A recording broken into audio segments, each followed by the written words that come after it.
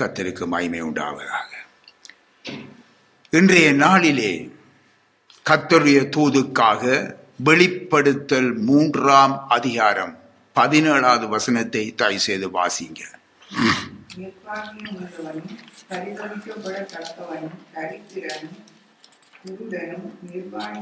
இருக்கிறதை அறியாமல் நான் ஐஸ்வர்யவான் என்றும் திறமைய சம்பன்னன் என்றும் எனக்கு ஒரு குறைவும் இல்லை என்றும் சொல்லுகிறபடியால் இந்த வசனத்தை நம்முடைய ஆண்டவர் சொல்லி அவர் முடிக்கின்றார், நீ ஜாக்கிரதையா இருந்து மனம் திரும்பு.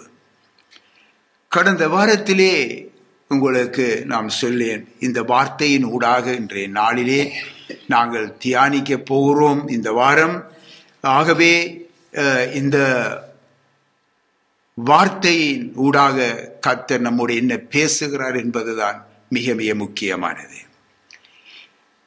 அருமையான தேவனுடைய பிள்ளைகளே,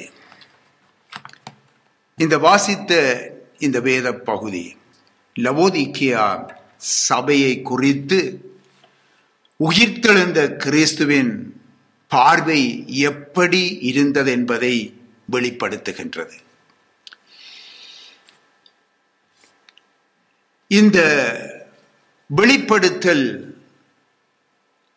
7 சபைகளை குறிப்பிட்டு காட்டுகின்றது. இந்த 7 சபைகளிலே இவைகளிலே இருக்கிற குறைவுகள், நிறைவுகள், எச்சரிப்புகள் மற்றும் தேவனுடைய விருப்பம் என்ன என்பதை சுட்டி காட்டிக் கொண்டு போகிறது. அருமையானவர்களே, மட்டுமல்ல, இந்த காலம் வரை கர்த்தருடைய சபைகள் தங்களை ஆராய்ந்து சரிப்படுத்திக் கொள்ள வேண்டும் என்பதில் ஆவியானவர் ஆர்வமாயிருந்து செயல்பட்டு கொண்டு இருக்கிறார். 7 சபைகளும் தற்பொழுது இந்த உலகத்திலே இருக்கிற சபைகளுக்கு முன் உதாரணமாக இருக்கிறது. சபைகளுக்கு அநேக காரியங்களை கற்பித்து தந்து கொண்டிருக்கிறது. இந்த சபைகளை இழந்து போகாமல் தம்மிடத்திலே எடுத்துக்கொள்ளப்பட வேண்டும் என்பதிலே நம்முடைய ஆண்டவர் இயேசு மிகவும் வாஞ்சை உள்ளவராய் இருக்கிறார். எனக்கு அருமையான கர்த்தருடைய பிள்ளைகளே, நாம் சபையிலே நீண்டகால அந்த அங்கத்தவராய் இருக்கிறோம் என்பதினாலே கர்த்தர் இயேசுவின் வருகையிலே எடுத்துக்கொள்ளப்படுவோம் என்று நம்புகிறோம் அல்லவா? அது தவறு. ஆயத்தமாயிருக்கிற பரிசுத்தவான்கள் எடுத்துக்கொள்ளப்படுவார்கள் என்பது உறுதி. அப்படியானால் நம்முடைய ஜீவியம் நாளுக்கு நாள் பரிசுத்தமாகிக் கொண்டு செல்வதில் உறுதியாயிருக்க வேண்டும். ஜெயம் கொண்டவர்கள் நித்திய ஜீவனை சுதந்தரிப்பார்கள் என்பது உண்மை. அப்படியானால் நாம் ஜெயம் கொண்டவர்களாக நம்மை ஒப்பு கொடுக்க வேண்டும்.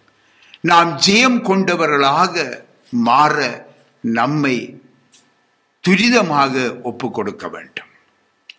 இந்த இவ்வுலக வாழ்விலே நமது சந்தோஷத்துக்கே நம்மை ஒப்பு கொடுத்து வாழ்ந்து கொண்டிருப்போமாயின் நமது வாழ்வை குறித்து கர்த்தர் இயேசு சந்தோஷம் அடைய வழியுண்டா என்பதை நீங்க தான் சிந்தித்து பார்க்க வேண்டும். இந்த உலக வாழ்வுதான் எங்களுடைய சந்தோஷம். இன்றைக்கு அநேக தேவனுடைய பிள்ளைகள் அப்படித்தான் வாழ்ந்து கொண்டிருக்கிறார்கள். நேரமுள்ள நேரங்களில் கர்த்தரை தேடுகிறார்கள். மற்ற நேரங்களிலே தங்களுடைய சந்தோஷங்களுக்கு முழுவதுமாக ஒப்பு கொடுத்து விடுகிறார்கள். ஆகவே இது கர்த்தர் சந்தோஷம் அடைய வழி உண்டா என்பதை நீங்கள் தான் ஆராய்ந்து பார்க்க வேண்டும். தரித்திரன் லாசருவை பற்றி நீங்கள் தெரியும். அதே நேரத்திலே அவனுடைய காலத்திலே வாழ்ந்த ஐஸ்வர்யவானை குறித்தும் தெரியும். அவனுடைய முடிவை நாம் நினைத்துக் கொள்ள வேண்டும். ஆகவேதான் பரிசுத்த பைபிள் சொல்லுகிறது, எல்லாவற்றையும் அனுபவிக்க எனக்கு அதிகாரம் உண்டு, ஆகிலும் எல்லாம் தகுதியாயிராது. எல்லாவற்றையும் அனுபவிக்க எனக்கு அதிகாரம் உண்டு, ஆகிலும் நான் ஒன்றிற்கும் அடிமைப்பட மாட்டேன் என்று சொல்லி அங்கே எழுதப்பட்டிருக்கிறது. கர்த்தருக்கு மகிமை உண்டாவதாக. அருமையான கர்த்தருடைய பிள்ளைகளே, கவனியுங்க. கர்த்தர் இயேசு கிறிஸ்துவினிடத்திலே வந்த ஒருவன் முதலிலே தன்னைத்தான் வெறுத்தால்தான் இந்த வார்த்தைக்கு கீழ்ப்பட்டிருக்க முடியும்.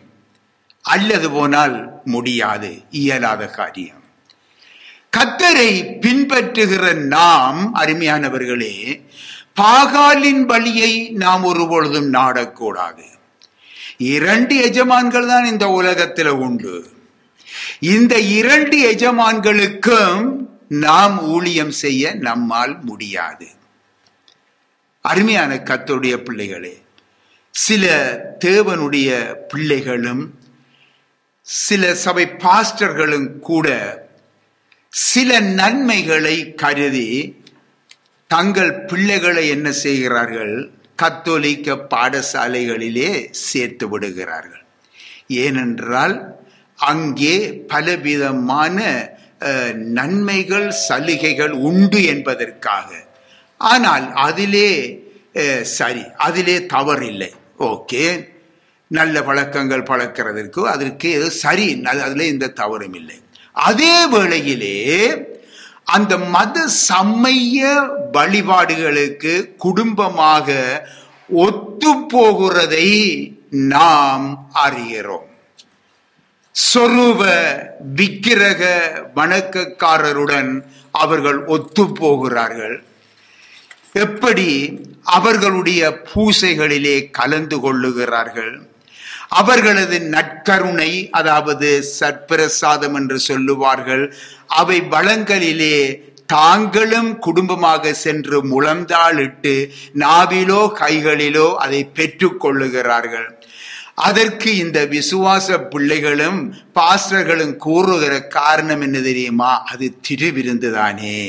நான் கேட்கிறோம், அது திருவிருந்து என்று உங்களுக்கு யார் சொன்னது? இதை எங்கே கற்றுக்கொண்டீங்க? இந்த அருமையான சத்தியத்தை நீங்கள் எங்கே கற்றுக்கொண்டீங்க என்றுதான் நாங்கள் கேட்கிறோம். இந்த விசுவாசிகளுக்கும் பாஸ்டர்களுக்கும் சத்தியம் தெரியாது ஒன்றில், அல்லது ஆவிக்குரிய வளர்ச்சி அவர்களுக்கு இல்லை, அல்லது அந்த கத்தோலிக்க பள்ளிக்கூடத்திலே படிக்கும் தங்களுடைய பிள்ளைகளுக்காக பெற்றோர்களாகிய இவர்கள் என்ன செய்கிறார்கள்? குடும்பமாக உலகத்துக்கு ஒத்த வேஷம் அவர்கள் தரிக்கிறார்கள் என்பதை உண்மையாகவே திட்டமாகவே நாம் கூறுகின்றோம். ஆகவே இவர்கள் உண்மையில் யார்? விக்கிரக ஆராதனைக்காரர். ஏனென்றால் விக்கிரக ஆராதனைக்காரர்களோடு அவர்கள் ஒத்து போகிறார்கள். இப்படித்தான் அநேக விசுவாச பிள்ளைகள் ஊழியர்கள் காணப்படுகிறார்கள். அது திருவிருந்தாம். இது சிரிப்புக்குரிய இடம். அப்படி என்றால் ஏன் கத்தோலிக்கத்திலேயே போய்விடலாமே? ஏன் அவருடைய பிள்ளைகளுக்கு சாதகமாக தாங்கள் அவர்களோடு அங்கு கலந்து கொள்ளாவிட்டால் அங்கு நடைபெறுகிற படிப்புகளின் உயர்ச்சிகள், மேற்படிப்புகள், இன்னுமாக சில முக்கியமான சலுகைகள் அந்த பிள்ளைகளுக்கு இல்லாமல் போய்விடும் என்பதற்காக. இதுதான் அருமையானுடைய திட்டமும் தெளிவுமான உண்மை. ஆகவே இன்றைக்கு பாருங்க, இன்றைக்கு அநேக விசுவாச பிள்ளைகள் ஊழியர்கள் கத்தோலிக்க மதத்தவர்களுடைய கிறிஸ்துமஸ் கொண்டாட்டங்களிலே கலந்து கொள்ளுகிறார்கள். கிறிஸ்துமஸ் கொண்டாட்டம் தானே. இன்னுமாக பிற மதத்தவர்களுடைய பூசைகளிலே வழிபாடுகளிலே கலந்து கொள்ளுகிறார்கள். மட்டுமல்ல, தாங்கள் வேலை செய்யும் அந்த ஸ்தாபனங்களின் மேலதிகாரிகளை திருப்திப்படுத்த அவர்கள் என்ன செய்கிறார்கள்? அந்த அவர்களுக்கு பயந்து அல்லது சில நேரங்களில் அவர்களுடைய நன்மைகள், பதவி உயர்வுகள் அவைகளுக்காக அவர்கள் என்ன செய்கிறார்கள்? அந்த அலுவலகத்திலே நடத்தும் பூசைகளிலே பங்கு கொள்ளுகிறார்கள். சடங்கு விழாக்கள் இவைகளிலே கலந்து கொள்ளுகிறார்கள். கிறிஸ்துமஸ் கொண்டாட்டங்களிலே கலந்து கொள்ளுகிறார்கள். இன்னும் சிலர் இரகசிய கிறிஸ்தவர்களாய் இருந்து கொண்டு புறமத சடங்குகளிலே கலந்து கொள்ளுகிறார்கள். பாருங்கள் அருமையானவர்களே, சபைக்குள் அட்டகாசமான பிரசங்கங்கள், அதில மட்டும் குறைவில்லை. ஆனால் பாரம்பரியங்கள், ஆனால் 2 எஜமான்களுக்கு அங்கே ஊழியம் நடைபெறுகிறது. எப்படி இருக்கிறது அருமையான கர்த்தருடைய பிள்ளைகளே? இப்பொழுது கவனியுங்க. சீரிய நாட்டின் இராணுவ தளபதி நாகமானை நீங்கள் அறிவீர்கள். இந்த நாகமானை குறித்து 2 ராஜாக்களிலே 5ஆம் அதிகாரத்திலே நீங்கள் காணலாம். இவன் ஒரு குஷ்டரோகியாய் இருந்தான். இவன் இஸ்ரவேல் தீர்க்கதரிசி எலிசாவிடத்திலே வந்து அவன் அற்புதமான ஒரு சுகத்தை பெற்றுக் கொள்ளுகின்றான். அவன் திரும்பி சென்று தேவனுக்கு சாட்சியாக காணப்பட வேண்டும். இதன் மூலமாக அவனுடைய ராஜாவையும் கர்த்தருக்கென்று ஆதாயப்படுத்திக் கொள்ள வேண்டும் அல்லவா? நாகமானுடைய பேச்சை இப்பொழுது கவனியுங்க. 2 ராஜாக்களிலே 5ஆம் அதிகாரம் 17-18 தயவு செய்து வாசிங்க. அப்பொழுது நாகமான், 2 கோவறு கழுதைகள் சுமக்கத்தக்க 2 பொதி மண் உமது அடியேனுக்கு கட்டளையிட வேண்டும். உமது அடியேன் இது கர்த்தருக்கே அல்லாமல் அந்நிய தேவர்களுக்கு சர்வாங்க தகனத்தையும் பலியையும் செலுத்துவதில்லை. ஒரு காரியத்தை கர்த்தர் உமது அடியேனுக்கு மன்னிப்பாராக. என் ஆண்டவன் பணிந்து கொள்ள ரிம்மோன் கோவிலுக்குள் பிரவேசிக்கும் போது நான் அவருக்கு கைலாகம் கொடுத்து ரிம்மோன் கோவிலிலே பணிய வேண்டியதாகும். இப்படி ரிம்மோன் கோவிலில் நான் பணிய வேண்டிய இந்த காரியத்தை கர்த்தர் உமது அடியேனுக்கு மன்னிப்பாராக என்றார். கர்த்தருக்கு மகிமை உண்டாவதாக. அருமையானவர்களே, எலிசாவுடன் இவன் பேசுறான் பாருங்க. இனி நான் கர்த்தருக்கு மட்டுமே நான் சாட்சியாயிருப்பேன். ஏனென்றால் என்னுடைய குஷ்டரோகத்தை அற்புதமாய் சுகமாக்கி விட்டாரே, அவர்தான் தேவன். ஆகவே நான் இனி அந்நிய தேவர்களை நான் இனி பணிந்து கொள்ள மாட்டேன் என்று ஒரு பெரிய வீர பேச்சு பேசுகின்றான். பின்பு பாருங்கள், ஆனாலும் ஒரு காரியத்தை மாத்திரம் கர்த்தர் எனக்கு மன்னிக்க வேண்டும் என்று எலிசாவிடத்திலே சொல்லுகின்றான். அதாவது என்னுடைய எஜமான் ராஜா ரிம்ரோன் என்னும் விக்கிரக கோவிலில் பணிவதற்காக செல்லும் பொழுது ராஜாவுடனே நானும் சென்று பணிய வேண்டிய ஒரு சூழ்நிலை ஏற்படுகிறது. இந்த காரியத்தை கர்த்தர் மன்னிப்பாராக என்று சொல்லுகின்றான். அருமையான தேவனுடைய பிள்ளைகளே, கர்த்தர் மன்னிப்பாரா? கொஞ்சம் சிந்தித்து பார்க்க வேண்டும். தேவ பிள்ளைகளே, நீ கவனியுங்க. தன்னுடைய சரீர குஷ்டம் வெளியே தெரியாதபடி மறைத்து பயந்து வாழ்ந்து கொண்டிருந்தவன் இந்த நாகமான். நமது ஜீவனுள்ள தேவன் அவனை அற்புதமாய் குணமாக்கி சுத்தமாக்கி விட்ட பொழுது அவர் ஒருவருக்கே பயந்து அவருக்கு சாட்சியாய் இருக்க வேண்டியவன் இப்போ என்ன செய்கிறான்? ராஜாவுக்கு அவன் பயப்படுகின்றான். ராஜாவோடு சென்று அந்த அந்நிய தெய்வத்தை நான் பணிந்து கொள்ளாவிடில் ராஜா தன்னை தண்டித்து விடுவார் என்று பயப்படுகிறான். தன் வேலை போய்விடும் என்று பயப்படுகிறான். மதிப்பு போய்விடும் என்று பயப்படுகிறான். சகல ஜனங்களுக்கு முன்பாக தன்னை அவமானப்படுத்தி விடுவார் ராஜா என்று பயந்து விட்டான். நீதிமொழிகள் 29-25 என்ன சொல்லுகிறது? வாசியுங்க. நீதிமொழிகள் 29-25. மனுஷருக்கு பயப்படுகிற பயம் கண்ணியை வருவிக்கும். கர்த்தருக்கு மகிமை உண்டாவதாக. அருமையான கர்த்தருடைய பிள்ளைகளே, மனுஷருக்கு பயப்படுகிற பயம் கண்ணியை வருவிக்கும்.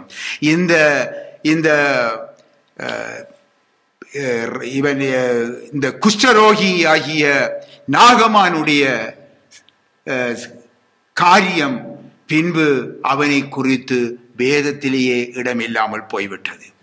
அருமையானவர்களே, அப்போஸ்தலர் நடபடிகள் 5ஆம் அதிகாரத்திலே 28-29 நீங்கள் வாசித்து பாருங்கள். அங்கே ஆட்சி அதிகாரம் ஒன்று இருக்கிறது. அந்த ஆட்சி அதிகாரம் பேதுருவையும் அவருடன் சேர்ந்த மற்ற அப்போஸ்தலரையும் நோக்கி கர்த்தர் இயேசுவை குறித்து நீங்கள் இனிமேல் பிரசங்கிக்க கூடாது என்று கட்டளையிடுகிறார்கள். அப்பொழுது பாருங்கள், அவர்களுக்கு அந்த அதிகாரத்துக்கு முன்பாகவே பேதுருவும் ஏனைய அப்போஸ்தலர்களும் அந்த அவர்களுடைய கட்டளையை அவர்கள் நிராகரித்தார்கள். உம்முடைய மனுஷருடைய வார்த்தைகளுக்கு முன்பாக நாங்கள் தேவனுடைய வார்த்தை தான் எங்களுக்கு முக்கியம், அவருடைய கட்டளை தான் முக்கியம் என்பதை அவர்கள் அந்த இடத்திலே உறுதியாய் சொல்லுகின்றார்கள். அருமையானவர்களே, இன்று இப்படிப்பட்ட அதிகார தலையீடு நமக்கு இல்லையே. இருக்கிறதா? அல்ல இந்த தேசங்களிலே இருக்கிறதா? இல்லையே.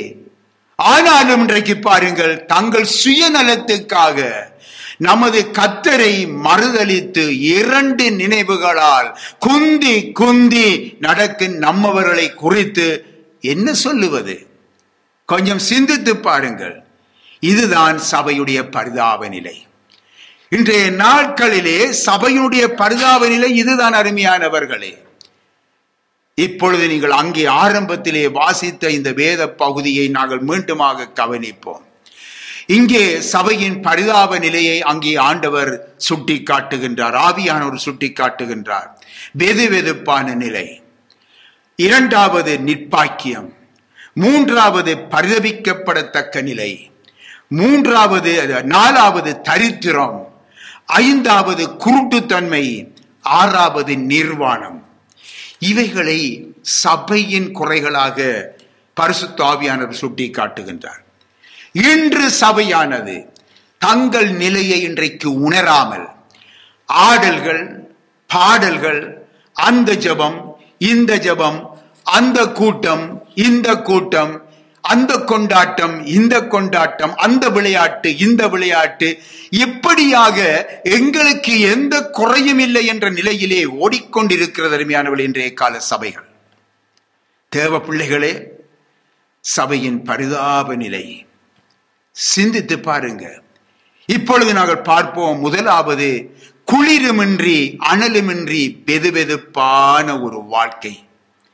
அருமையானவர்களே, இன்றைக்கு பாருங்கள், குளிரும் இல்லாமல், அனலும் இல்லாமல், சூடும் இல்லாமல், வெப்பமும் இல்லாமல் ஒரு சாப்பாட்டை நீங்க சாப்பிடுவீங்களா?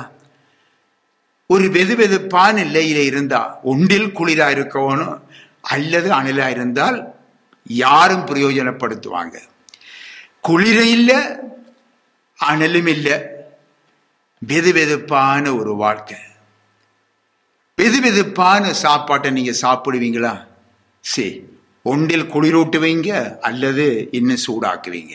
அப்பதான் வாய்க்கு ருசியா இருக்கும் என்று சொல்லி. பின்ன இந்த வெதுவெதுப்பான சாப்பாட்டை நீங்கள் சாப்பிடும் போது சில பேர் பாருங்கள், சில வேளையிலே அவர்கள் சத்தி எடுத்து விடுவார்கள், அருவருப்பாயிருக்கிறது என்று சொல்லுவார்கள். இதைத்தான் இங்கே ஆண்டவர் இயேசு சுட்டி காட்டுகிறார். உன்னுடைய வாழ்க்கை குளிரும் இல்ல, ஒன்றில் குளிராயிரு அல்லது அனலாயிரு, இது 2மே இல்லாத ஒரு வெதுவெதுப்பான ஒரு வாழ்க்கை நான் உன்னை என் வாயிலிருந்து வாந்தி பண்ணி போடுவேன் என்று சொல்லுகின்றார். அருமையானவர்களே, சபை உலகத்திலே தான் இருக்கிறது, வேறிடத்திலே இல்லை. இந்த உலகத்திலே தான் இருக்கிறது. அந்த உலகத்துக்குள்ளே போய்விடும் பொழுது வெதுவெதுப்பான நிலை அங்கே வந்து விடுகிறது. இன்று சபை உலகத்துக்குள்ளே போய்கொண்டிருக்கிறது. அருமையானவர்களே, இன்றைக்கு பெரும்பாலான சபைகள் இன்றைக்கு உலகம்தான். இன்றைக்கு பாருங்கள், பண ஆசை, இன்றைக்கு சுய பலம், சுய அறிவு, இன்னுமாக சுய மனித மேன்மைகள், உலக மேன்மைகள். சபையிலே மனுஷர் பாருங்கள், ஒருவர் என்ன செய்கிறார்கள், மேன்மைப்படுத்தி இன்றைக்கு பொன்னாடைகள் போத்துறார்கள். இன்றைக்கு சபைகளிலே அது பாரம்பரியம் என்கிறார்கள், கலாச்சாரம் என்கிறார்கள். கலை நிகழ்ச்சி, பாரம்பரியம், கலாச்சாரம் என்ற பெயரிலே தான் இவையெல்லாம் இன்றைக்கு சபைகளுக்குள்ளே புகுந்து விடுகிறது. ஏன் இன்றைக்கு நாடகங்கள், நடனங்கள், பலவிதமான ஆட்டங்கள், பாட்டங்கள் எல்லாம் என்ன, இவ்விதமான பாரம்பரியம் என்ற அல்லது ஒரு கலை நிகழ்ச்சி என்ற நிலையிலே அங்கே சென்று விடுகிறது. அதனால் இன்றைக்கு சபை என்ன நிலையில் இருக்கிறது? மட்டுமல்ல, அவவிசுவாச, நிர்விசாரம், அற்பமாக எண்ணி நடந்து கொள்ளுதல், ஒவ்வொரு காரியத்தை அற்பமாக எண்ணி நடக்கிறது, மேலோட்டமான ஐக்கியம் போன்றவை நம்முடைய ஜீவியத்திலே காணப்படுமாயின் நம்முடைய ஆவிக்குரிய தன்மையிலே அனல் குறைந்து வெதுவெதுப்பான நிலை உருவாகிறது. அருமையான கர்த்தருடைய பிள்ளைகளே, சபை என்பது 4 சுவர் கொண்ட கட்டடம் அல்ல. நன்றாக விளங்கிக் கொள்ளுங்கள். நாம் எப்பொழுதும் உங்களுக்கு சொல்ல வேண்டும், 4 சுவர் கொண்ட கட்டடம் அல்ல.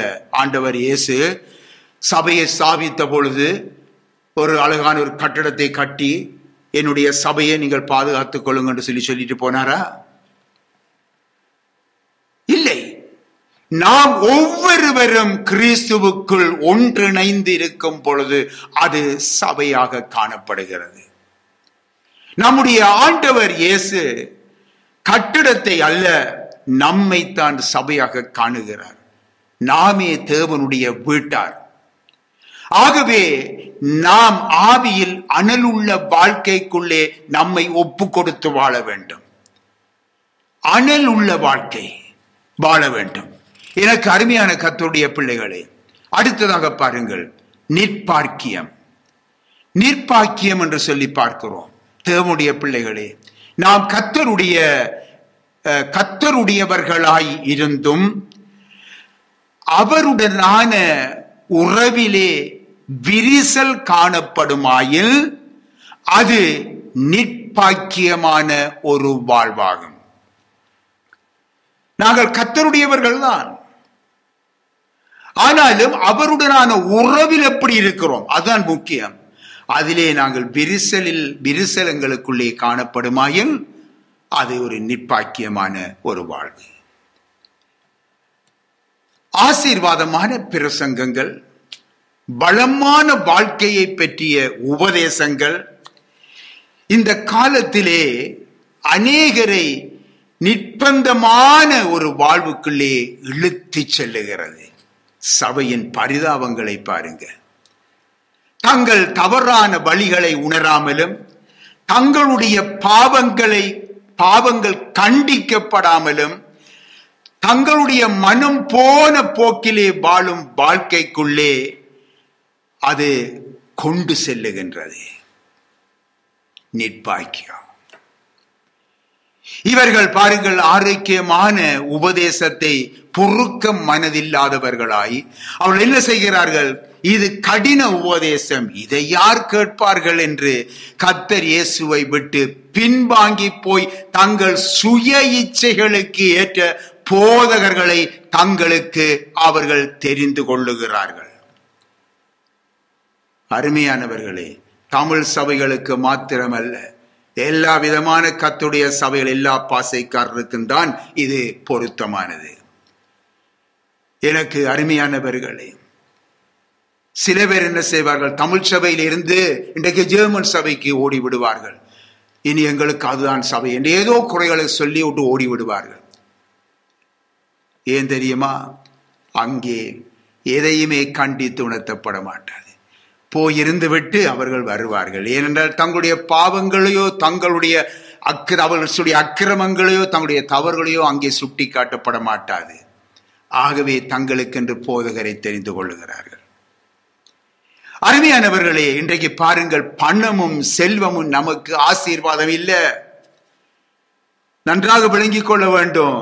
நாளாந்தம் இன்றைக்கு பைபிள் வாசித்து ஜெபம் செய்து விட்டு நாங்கள் படுப்போம் என்று சில பேர் சொல்லுவார்கள். இது ஆசீர்வாதம் இல்லை. டிவிக்கு முன்னாலே இருந்து ஒரு 1000 பிரசங்கங்களை கேட்பதும் வீட்டிலே 4 சுவர்கள் மத்தியிலும் வசனங்களை மாட்டிவிட்டு இருப்பதும் ஆசீர்வாதம் இல்லை. அருமையானவர்களே, ஒருவன் உலகம் முழுவதையும் ஆதாயப்படுத்தி கொண்டாலும் அவன் தன் ஆத்துமாவை நஷ்டப்படுத்தினால் அவனுக்கு லாபம் என்ன என்று ஆண்டவர் இயேசு சுட்டி காட்டுகின்றார். ஆகவே எனக்கு அருமையான கர்த்தருடைய பிள்ளைகளை கவனியுங்க. ஒருவருக்கு கர்த்தர் இயேசுவுடனான உறவிலே விரிசல் இருந்தால் அவன் நிர்பாக்கியம் உள்ளவன். அடுத்தது 3ஆவதாக சொல்லப்பட்டிருக்கிறது, பரிதபிக்கப்படத்தக்கவன். இன்றைக்கு எத்தனை தேவதூதுக்களை மெசேஜ்களை அவன் கேட்டும், ஒரு நல்ல ஆவிக்குரிய புஸ்தகங்கள் பலதையும் அவன் படித்தும், பல தேவ ஆலோசனைகளை கேட்டும் மனம் திரும்பாமல் பெயர் கிறிஸ்தவர்களாய் இன்றைக்கு இருக்கிறார்களே, பெயருக்கு தேவனுடைய பிள்ளைகளாய் இருக்கிறார்களே, தேவனுக்கும் தனக்கும் எந்த தொடர்பும் இல்லாமல் இருக்கிறார்களே, இவர்கள் பரிதபிக்கப்படத்தக்கவர்கள். அனலாய் இருக்க வேண்டிய சபையானது இன்றைக்கு அனலற்ற குளிர்ந்த நிலையிலே மற்றவர்களுடன் என்ன செய்யறது, ஒத்து போகிற சபையாக காணப்படுகிறது. மற்ற விதமான பலவிதமான போதனைகளோடு ஒத்து போகிற ஒரு சபையாக காணப்படுகிறது. எனக்கு அருமையான கர்த்தருடைய பிள்ளைகளை அவர்கள் அதுக்கு சொல்லுகிற காரியம் என்ன தெரியுமா? நாங்கள் எல்லாரும் ஒரு ஐக்கியமாய் இருக்க வேண்டும் அல்லவா என்பதுதான். ஏனென்றால் பல ஊழியர்கள் கூட பாருங்கள், இன்றைக்கு நாங்கள் ஐக்கியமாய் இருக்க வேண்டும் அல்லவா? ஆம், ஐக்கியமாய் இருக்க வேண்டும். எப்படி? கிறிஸ்துவுக்குள்ளவர்களோடு, கிறிஸ்துவுக்குடையவர்களோடு ஐக்கியமாய் இருப்பது அவசியம். எல்லாருடன் பேருள்ள பேரை கேட்கிறவர்களான அதாவது பாஸ்டர், பிஷப், அவை இவை எல்லாரும் பேரளவிலே போட்டுக்கொண்டு வருகிறவர்களோடு ஐக்கியமாய் இருக்க வேண்டும் என்று அங்கே ஆண்டவர் சொல்லவில்லை. ஆகவே நம்முடைய ஐக்கியம் எப்படிப்பட்டது என்றது நாம் மிகவும் கவனமாக இருக்க வேண்டும். அருமையான கர்த்தருடைய பிள்ளைகளே, ஆகவே இவ்விதமாக எல்லோரும் பாருங்கள், எல்லோரும் ஒத்து போகிறார்கள். பாருங்க, எல்லோரும் சரி, நாங்கள் ஒரே ஐக்கியமாய் இருப்போம் என்று சொல்லி இருக்கிறாங்களே, இதுதான் இவர்களுடைய பரிதாபத்துக்குரிய நிலை. அன்று கூட பாபிலோ கோபுரம் அங்கே கட்டும் பொழுது அங்கே என்ன நடைபெற்றது? என்ன? நாங்கள் எல்லாரும் ஒத்து போவோம், ஒத்து இருப்போம். தேவன் அதை விரும்பவில்லை.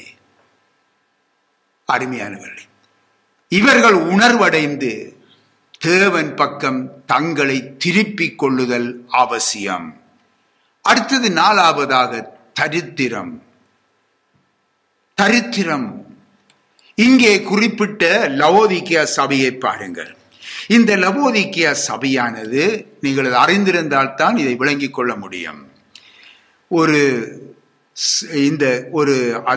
அந்த பட்டணம் கம்பளி உற்பத்தியிலே மிகவும் பெயர் பெற்ற இடம், மருத்துவ கலைத்துறையிலே மிகவும் பெயர் பெற்ற இடம், மிகவும் முன்னேற்றம் அடைந்த பட்டணம். அந்த பட்டணத்திலே தான் அருமையானவள் இன்னுமா பார்க்க போனால், சொல்ல போனால், ஒரு பிரசித்தி பெற்ற ஒரு மருத்துவ கல்லூரியும் அங்கே அந்த பட்டணத்திலே இருந்ததாக சரித்திரம் கூறுகிறது. பொருளாதார துறையிலே பெரிய வளர்ச்சியுடைய பட்டணம், செல்வ செழிப்பு உடைய பட்டணமாக காணப்பட்டதாம் சரித்திரம் சொல்லுகிறது. ஆகவே இந்த இடத்திலேதான் இந்த லவோதிக்கேயா பட்டணத்திலே இந்த சபை இருக்கின்றது. ஆகவே இப்படியான ஒரு சபையை குறித்து தான் ஆண்டவர் சொல்லுகிறார். சுட்டி காட்டும் பொழுது தரித்திரவனாய் இருக்கிறான் என்று சொல்லி சுட்டி காட்டுகிறார். அப்படியாயின் அந்த வறுமை எப்படி வந்தது? கொஞ்சம் சிந்தித்து பாருங்க. அந்த வறுமை எப்படி வந்தது என்று சொல்லி நீங்கள் கேட்டு பார்ப்பீர்களாயில், ஆம், இது உலக பிரகாரமான பணம் வசதி குறைந்தது அல்ல. இந்த பட்டணமானது ஆவிக்குரிய தரித்திரம் கொண்டதாய் இருந்தது என்று நாங்கள் பார்க்கிறோம். ஆகவே இந்த பட்டணத்தின் பொருளாதார செழிப்பும் பண செல்வமும் பலமும் இந்த பட்டணத்தில் உள்ள சபையை ஆளுகை செய்ய தொடங்கிவிட்டது. ஆளுகை செய்ய அந்த சபை இடமளித்து விட்டது. அதனாலே அங்க மக்களிடையே விசுவாசம், தேவனை தேடுதல், இன்னுமாக தேவன் மேல் கொண்டுள்ள பக்தி எல்லாமே அது ஒரு மாய நிலைக்கு வந்து விட்டது. ஒரு மாயமான ஒரு நடிப்பின் நிலைக்கு வந்து விட்டது. மாய பக்தி, மாயமான முறையிலே தேவனை தேடுதல், அங்கு உள்ள வல்லமை வரங்கள் எல்லாம் வெளிப்படுத்தப்பட்டது எப்படி? ஒரு நடிப்பாகவே காணப்பட்டது. உண்மையாக தேவனால் உண்டானது அல்ல, ஒரு நடிப்பு. வெளிப்படையான பார்வைக்கு ஓஹோ என்ற ஊழியம்தான் நடைபெற்றுக் கொண்டிருந்தது. தற்போதைய மாய்மால ஊழியங்களை இன்றைக்கு கண்முன் நிறுத்தி நாங்கள் ஒரு விசை பார்ப்போம். அருமையானவர்களே, இன்றைக்கு பாருங்கள், ஊழியக்காரன் என்ன செய்கிறான்? நின்றபடியிலே கையை நீட்டுகிறான். ஜனங்கள் எல்லோரும் விழுகிறார்கள். ஒரு தடவை ஒரு சகோதரி பரிசில் இருந்து அவர் என்னை அறிந்து தெரிந்து கொண்டு தெரிவுள்ளே தொடர்பு கொண்ட பொழுது அந்த சகோதரி சொன்னா, ஐயோ, எங்களுடைய பாஸ்டர் மேடையிலே வந்த பொழுது அப்படி கதைத்து கொண்டிருந்தா போல சொன்ன, மேடையிலே அவர் வந்து மைக்கை பிடித்தவுடனே சனங்கள் எல்லாரும் விழுந்து விடுவார்கள் என்று சொல்லி சொன்னார். ஏனென்றால் அவர் சொன்னது அப்படிப்பட்ட ஒரு வல்லமை அந்த சபையில் இருக்கிறது காண்பிப்பதற்காக. நான் அடுத்த கேள்வி கேட்டேன், சகோதரி, அப்படியாயின் உங்களுடைய பாஸ்டர் யாருக்கு சபை நடத்துறார் என்று கேட்டார். அன்றைக்கு வைத்தவதான், அதுக்கு பிறகு அவ கோழி எடுக்காவிட்டுட்டான். சிந்தித்து பார்க்க வேண்டும். கையின் வீட்டு ஜனங்கள் எல்லோரும் விழுகிறார்கள். இன்னுமாக மேலங்கியை கலட்டி வீச சபை என்ன செய்கிறது? விழுந்து விழுந்து எழும்புகிறது. ஆசீர்வதிக்கப்பட்ட தண்ணீர், ஆசீர்வதிக்கப்பட்ட எண்ணெய் மூலமாக விடுதலையை காண்பிக்கிறது ஜனங்களுக்கு. ஜனங்கள் விழுந்து விழுந்து உருளுகிறார்கள். எல்லாம் நடக்கிறது. அருமையானவர்களே, கொஞ்சம் சிந்தித்து பார்த்தீங்களா? அந்த சபையினுடைய பாஸ்டரா, அவருடைய மனைவியா, அவருடைய பிள்ளைகளா, அவருடைய உறவுகள் யாரும் விழுந்தாங்களா? அல்லது ஏதாவது அவங்கள மாற்றங்கள் கண்டதா? இல்லை. அவர்கள் என்ன செய்வார்கள்? வேடிக்கை பார்த்து கொண்டே இருப்பார்கள். அவர்கள் விழுகிறவர்களை பாதுகாப்பதில் கருத்தாயிருப்பார்கள். பின்ன இவர்களுக்கு அந்த ஆவியானவர் வரவில்லை. அன்று மேல் வீட்டிலே இறங்கின ஆவியானவர் அன்று ஆண்டவர் இயேசுவினுடைய தாய் மரியாள் மேலே, அனைவர் மேலும் ஒன்று விடாமல் அங்கே கூடியிருந்த அனைவர் மேலும் இறங்கினார் என்று சொல்லி பார்க்கிறோமே. இங்கு மட்டும் இப்படி விழுந்தெழும்புகள் அப்பாவி மக்கள், அவர்கள் மத்தியிலே தான் கிரிய செய்கிறாரா ஆண்டவர் என்று கேள்விக்கு சிந்தித்து பார்த்தீர்களா? இன்னுமாக பாருங்க, உடன் ஊழியர்கள் நிற்பார்கள். அழகான பாடல் குழுக்கள் உடுத்தி அழகாக நகைகள் அணிந்து உடுப்பணிந்து பாடல் குழுக்கள் பாடிக்கொண்டிருப்பார்கள். அவர்களில் எல்லாம் அங்கே ஒரு தாக்கம் இருக்காது. விழுகிறது எழும்புறதெல்லாம் யார்? அப்பாவி பிள்ளைகள். சிந்தித்து பாருங்கள், இது தேவனுடைய செயலா? இல்லை. ஆகவே நாங்கள் தேவனை, நம்முடைய தேவனை நாங்கள் வித்தியாசமாக எண்ணிவிடக்கூடாது. இது போலி என்று நினைத்து விடக்கூடாது. நம்முடைய தேவன் ஜீவன் உள்ள தேவன். ஆனால் இது என்ன? இவை எல்லாம் ஒரு நடிப்புகள். அதாவது தேவனுடைய பிள்ளைகளே, சபையிலே நாடகம் ஒன்று நடக்கின்றது, ரசிக்கலாம், அவ்வளவுதான். எனக்கு அருமையான கர்த்தருடைய பிள்ளைகளே, இதுவே சபையின் தரித்திரம் ஆண்டவர் சுட்டி காட்டுகிறார். மட்டுமல்ல, சுவிசேஷம் இங்கே பிரசங்கிக்கப்படவில்லை. என்ன சத்தம் கேட்கும்? சிந்தித்து பாருங்க. ஃபயர், ஃபயர், ஃபயர், அக்கினி, அக்கினி, ஜீசஸ், ஜீசஸ். இவர்தான் துள்ளி கொண்டிருப்பார். ஜனங்கள் கேட்டுக்கொண்டிருப்பாங்க. இது என்ன? எவ்வளவு கேவலமாக சபை இன்றைக்கு போய் கொண்டிருக்கிறது. காரணம், ஜனங்கள் தரித்திரராயிருக்கிறார்கள். தரித்திர சபையிலே தரித்திரம் இருக்கிறது. அங்கே இதன் மூலமாக ஜனங்கள் கர்த்தருடைய வழியிலே இருந்து விலகி நிற்கின்றார்கள். சபை மக்கள் மத்தியிலே இந்த அறியாமை தாராளமாக விதைக்கப்படுகிறது. அதனால் தான் அவர்களுக்கும் சத்தியம் தெரியாமல் அவர்கள் இதையே ஒன்றென நம்பி இருக்கிறார்கள். கர்த்தரின் வேதம், கர்த்தருடைய வேதமானது, ஜீவனுள்ள தேவனுடைய வேதமானது அந்நிய காரியமாக காண்பிக்கப்படுகிறது. கர்த்தர் வேதனைப்படுகிறார். ஓசியா புஸ்தகத்திலே 4ஆம் அதிகாரம் 6வது வசனத்தை தயவு செய்து வாசியுங்க.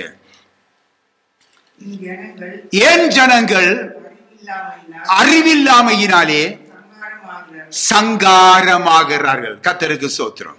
அருமையானவர்களே, என் ஜனங்கள் அறிவில்லாமையினாலே சங்காரமாகிறார்கள் என்று சொல்லி கர்த்தர் வேதனைப்படுகிறார்.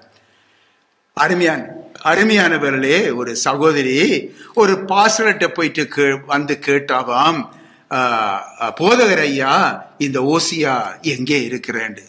அவர் சொன்னாராம், ஓசியா ஆசியா கண்டத்தில் இருக்கின்றது சொன்னாராம். அருமையான கர்த்தருடைய பிள்ளைகளே, இது ஒரு பகுதிதான். ஆனால் அருமையானவர்களே, இதுதான் இன்றைக்கு சபைக்குள்ளே நடைபெறுகிறது. சத்தியம் அறியாத தரித்திரம். ஆகவே அருமையானவர்களே, இதுவே இன்றைக்கு சபையினதும் சபையின் கண்காணிகளினதும் தரித்திர நிலையை வெளிப்படுத்தி காட்டுகிறது. சபையே கேள், நான் ஐசுவரியவான் என்றும் திரவிய சம்பளன் என்றும் எனக்கு ஒரு குறைவும் இல்லை என்றும் நீ காணப்பட்டாலும் கர்த்தர் உன்னை தரித்திரராக காணுகின்றார். 5வது, குருடன். தேவனுடைய பிள்ளைகளே, தன்னுடைய நிலை என்னவென்று உணராத ஆவிக்குரிய குருட்டுத்தன்மை இன்றைக்கு சபையில் இருப்பதை கர்த்தர் காணுகிறார். கிறிஸ்துவுக்குட்பட்டவர்களுக்கும் கிறிஸ்துவுக்கு வெளியிலே உள்ளவர்களுக்கும் வித்தியாசம் தெரியாத குருடர்கள். இன்றைக்கு ஆண்டவர் இயேசு விரும்புகிறார் என்ன? நீ கிறிஸ்துவுக்குட்பட்டவனாய் இருக்க வேண்டும் என்று. ஆனால் இந்த வித்தியாசம் தெரியாத குருட்டுத்தன்மை இன்றைக்கு சபையிலே நிறைந்திருக்கிறது. கர்த்தருடைய சபைக்கும் போலி சபைகளுக்கும் வித்தியாசம் தெரியாத குருட்டுத்தன்மை நிலவுகிறது.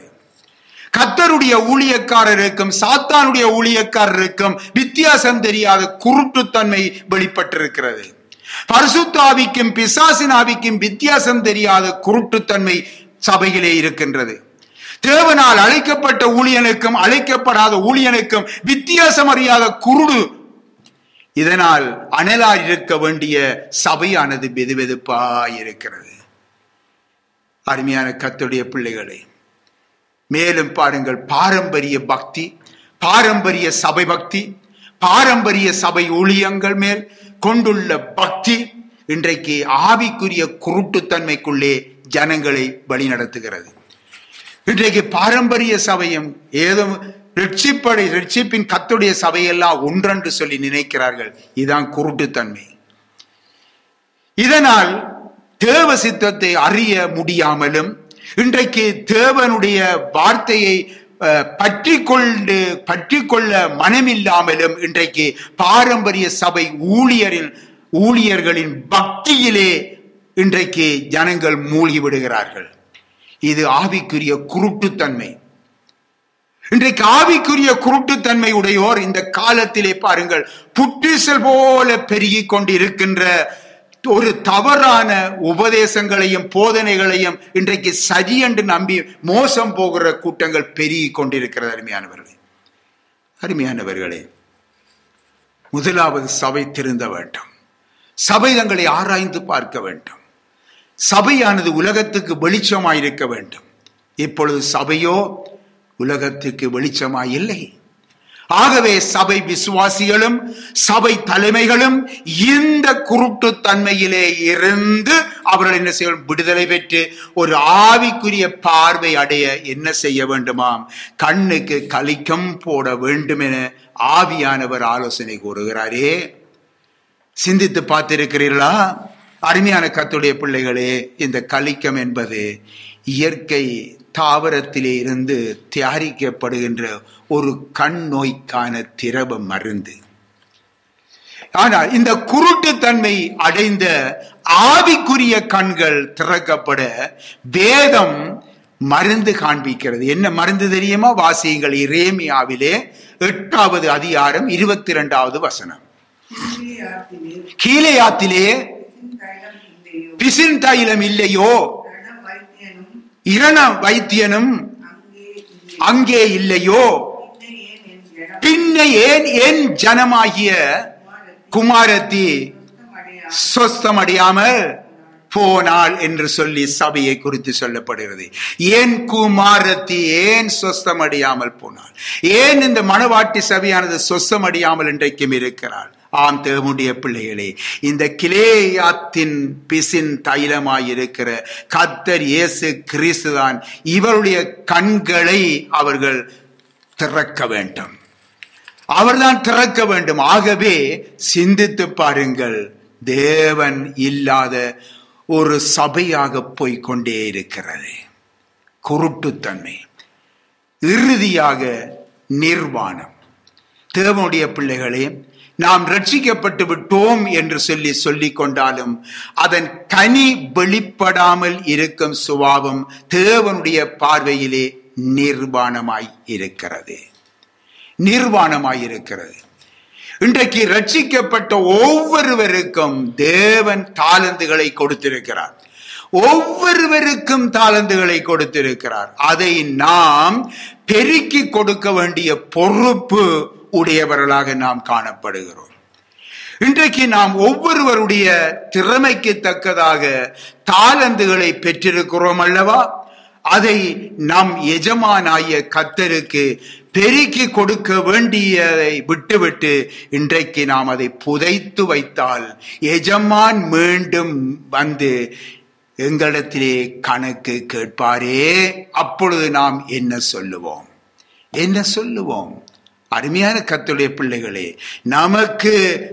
நமக்கு எஜமான் தந்திருக்கிற தாளந்துகளை நாம் பயன்படுத்துகிறோமா, அல்லது புதைத்து வைத்துவிட்டு நிம்மதியாய் இருந்து கொண்டிருக்கிறோமா? புதைத்து வைத்துவிட்டு வெறும் கையோடு அவர் முன்பு நிற்கின்ற அனுபவம் நிர்வாணி. நன்றாக புரிந்து கொள்ளுங்க.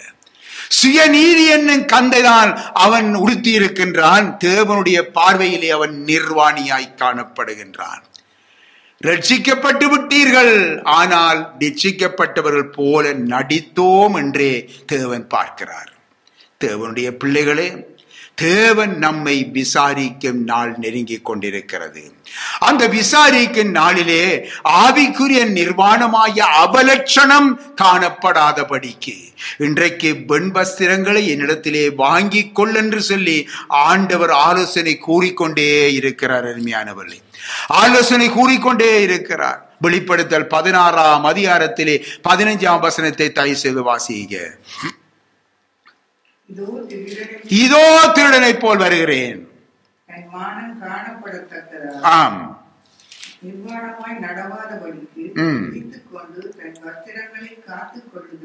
ஆம், ஆம். கர்த்தருக்கு மகிமை உண்டாவதாக. தேவனுக்காக உங்கள் நேரத்தை நீங்கள் செலவு செய்ய ஓடி ஒளிந்து கொள்ள வேண்டாம். தாராளமாக செலவு செய்யுங்க. அருமையானவர்களே, நாம் ஓடி ஓடி ஒளிந்து கொள்ளக்கூடாது. தேவ அக்கினி பற்றி எரியும் போது அதை காணாதது போல நாம் ஒதுங்கிவிடக் கூடாது. அது அவ்வளவு நல்லது அல்ல. நமது தேவன் நம்மை நேசிக்கிறார். எப்படியாகிலும் தம்முடைய ராஜ்யத்திற்கு தகுதிப்படுத்த வேண்டும் என்பதற்காகவே அவர் நம்மை கடிந்து கொண்டு நமக்கு ஆலோசனை கூறிக்கொண்டே இருக்கிறார். ஆகவே அருமையானவர்களே, ஜாக்கிரதையாயிருந்து மனம் திரும்புங்கள் என்று இன்றைக்கு ஆவியானவர் சபைகளுக்கு சொல்லுகின்றார். ஆமீன். கர்த்தருக்கு மகிமை உண்டாவதாக.